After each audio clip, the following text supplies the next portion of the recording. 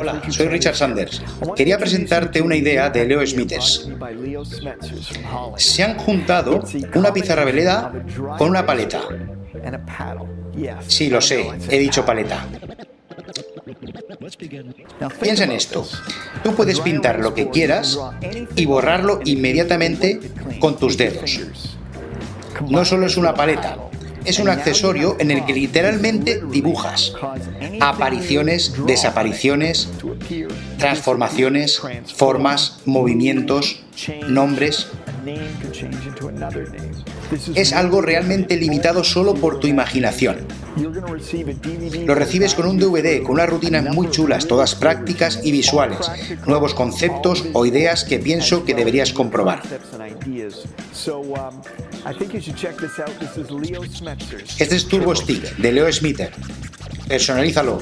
45 minutos de enseñanza en DVD. El truco de la paleta reinventado.